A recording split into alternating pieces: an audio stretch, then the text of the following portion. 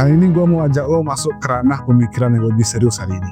Ini bukan soal diskusi politik, bukan soal negara, bukan juga soal diskusi ekonomi. Tapi soal satu ilusi struktural yang udah kita internalisasi sejak kecil. Sebuah kebohongan paling mendasar tentang kondisi keberadaan diri kita sendiri. Kalau kita lihat di sekeliling kita pegang smartphone misalnya, kita akui ada semacam intensi yang membuatnya hadir dalam benak kita ya. Kita lihat gedung, kita sadar ada arsitek yang merancangnya. Kita lihat mobil, kita tahu ada pabrik yang merakitnya. Kita lihat lukisan misalnya, kita tahu bahwa pasti ada yang melukisnya.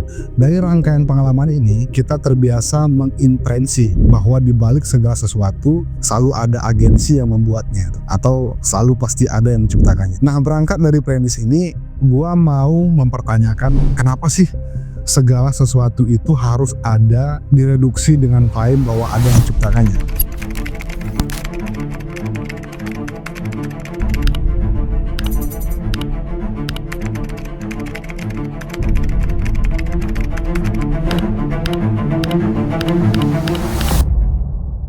Coba kita pikirin bareng-barang secara epistemologis. Kenapa ya kita hidup di dunia yang secara default selalu butuh atau mengandaikan adanya si pencipta? Kenapa kesadaran kita itu langsung melompat ke ide bahwa segala sesuatu harus bersumber dari kausa prima yang lain? Apakah otentisitas keberadaan itu selalu niscaya harus direduksi atau harus dijustifikasi bahwa sesuatu itu harus ada yang membuatnya?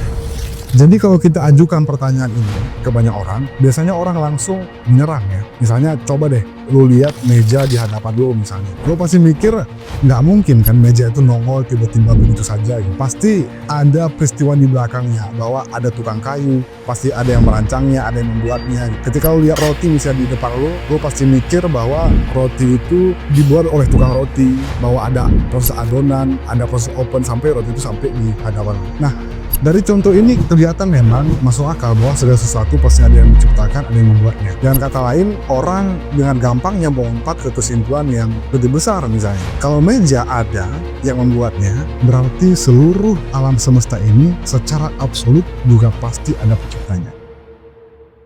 Tapi benarkah demikian?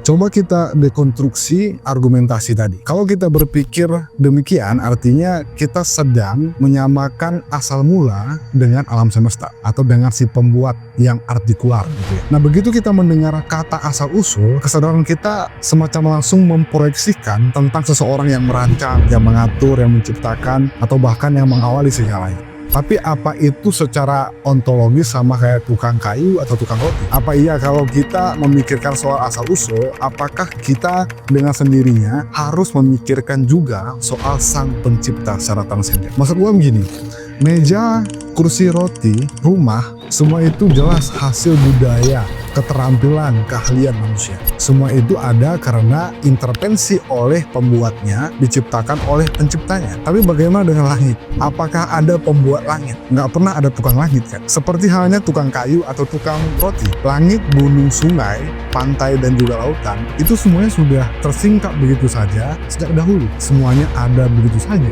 Nah, meski begitu, kita bisa tetap berusaha memahaminya lewat rasionalisasi sains. Kita bisa telusuri bagaimana prosesnya. Gimana langit terbentuk, kenapa warnanya biru misalnya. Nah, saya bisa mengelaborasi itu dengan sangat rinci. Misalnya bahwa warna biru langit itu muncul karena cahaya matahari tersebar oleh partikel di atmosfer. Fenomena yang kita sebut sebagai relief scattering.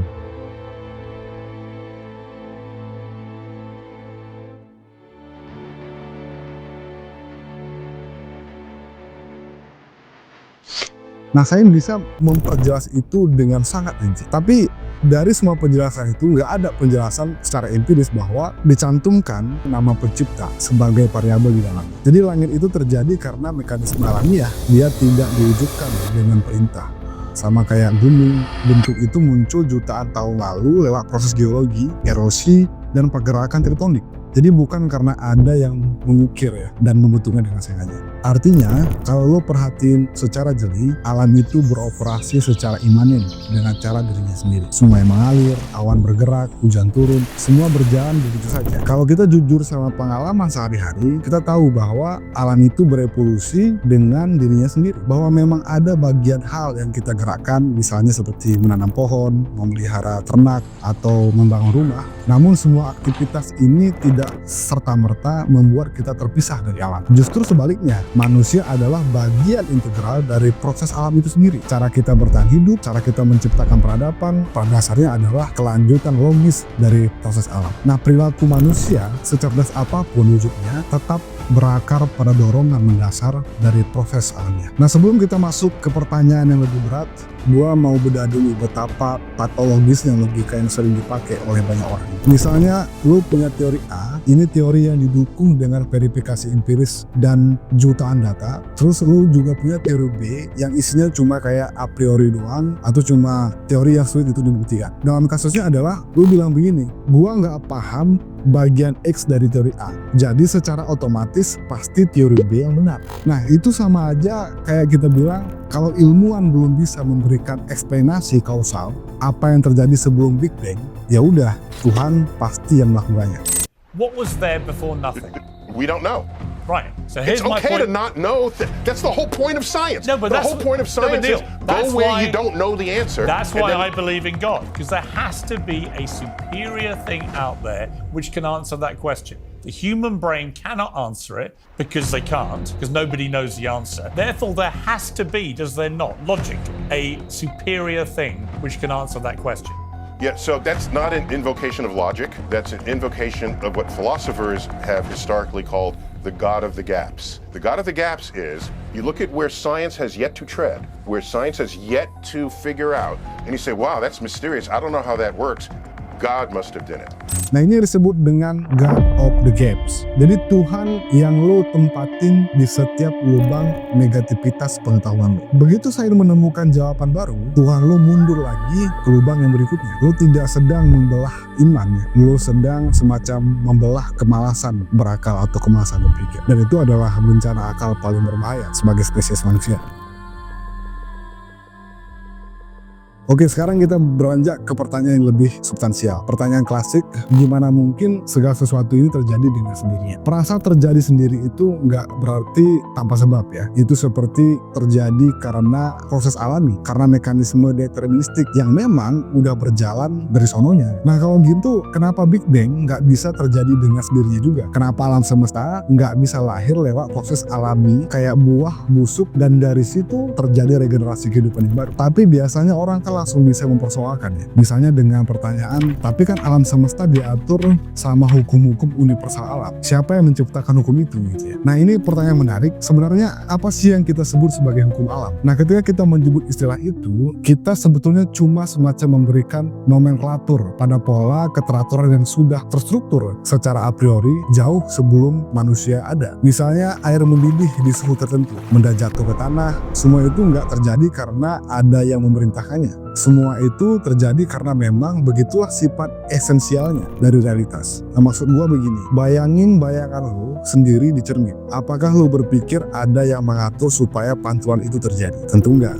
Bayangan muncul karena sifat fisik cahaya itu sendiri. Jadi nggak ada aturan yang dieksternalisasikan di luar proses itu. Tetapi mengapa orang masih berpikir seperti tadi? Kenapa orang masih menganggap bahwa ada yang mengaturnya, ada yang menciptakannya? Dari mana datangnya bayangan tentang sosok pencipta gitu ya, yang mengatur, yang memerintahkan, atau bahkan yang menghukum? Kenapa ide semacam ini bisa terkonstitusi seolah ada otoritas transenden yang sakti gitu ya, yang mengawasi segalanya, entah disebut dewa, roh, atau bahkan Tuhan? Kalau kita melihat sejarah berpikir manusia, gagasan ini sebetulnya lahir dari keterbatasan pengetahuan dan kebutuhan kita untuk memahami dunia. Dulu manusia belum tahu kenapa petir menyambar atau gunung meletus. Penjelasan paling masuk akal pada saat itu adalah pasti ada kekuatan dengan niat dibalik semua itu. Maka muncullah gambaran dewa petir gitu ya, atau Tuhan di langit. Nah itu cara manusia semacam mencari wajah yang belum bisa mereka mengerti secara rasional. Tapi seiring ketika sains berkembang, kita mulai tahu bahwa hal-hal itu nggak digerakkan sama niat atau sama perintah, melainkan sama hukum alam yang tetap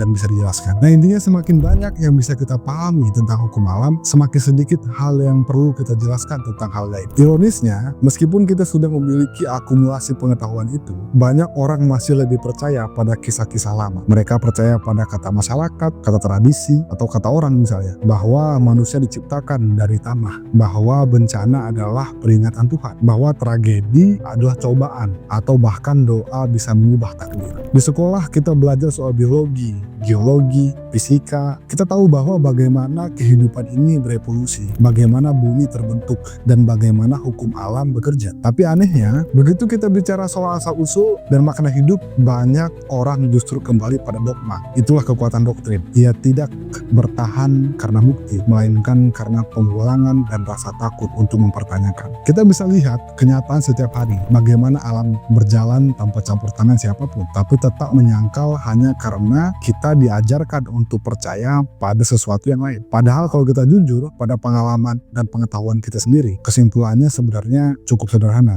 Tidak ada tangan yang mengatur di luar sana. Alam mengatur dirinya sendiri melalui hukum-hukumnya yang konsisten, melalui keseimbangan yang terus menyesuaikan diri. Nah, lu mungkin berpikir, tapi apakah mungkin semua ini berjalan begitu saja? Namun pertanyaan itu juga bisa gua balik. Apakah mungkin semua harus memiliki alasan di luar dirinya? Kedua pertanyaan ini sama-sama tidak bisa dibuktikan secara langsung. Seperti yang pernah ditulis oleh Bertrand Russell, jika setiap sesuatu harus memiliki sebab, maka Tuhan pun harus memiliki sebab. Sebaliknya, jika tidak ada sesuatu yang bisa ada tanpa sebab, maka dunia pun bisa ada tanpa sebab. Dengan demikian, argumentasi tentang keharusan adanya sebab itu tidak valid secara mutlak. Cuman bedanya, pertanyaan yang pertama itu lahir dari pengalaman dan rasio kita. Sedangkan pertanyaan kedua itu lebih merupakan warisan dari masa ketika manusia takut pada gelap, pada gemuruh petir, pada fenomena yang belum bisa mereka pahami. Kalau kita mau melakukan tugas berpikir yang otentik ini, mulailah dari pengalaman, bukan dari rasa takut atau kekangan mitos. Alam bekerja menurut logikanya sendiri, tanpa perintah, tanpa penguasa, dan kosmos tidak tunduk pada kehendak personal siapapun. Ia bebas, dan manusia, jika berani berpikir, seharusnya juga begitu. Bebas dari ketakutan, bebas dari mitos, berdiri di tengah kosmos sebagai makhluk yang sadar bahwa tak ada yang mengatur apapun selain otonomi dan keberanian akalnya sendiri. Itu dulu kontemplasi kali ini. Sampai jumpa di rubrik selanjutnya bersama gua Abel Zakura. See you, bye.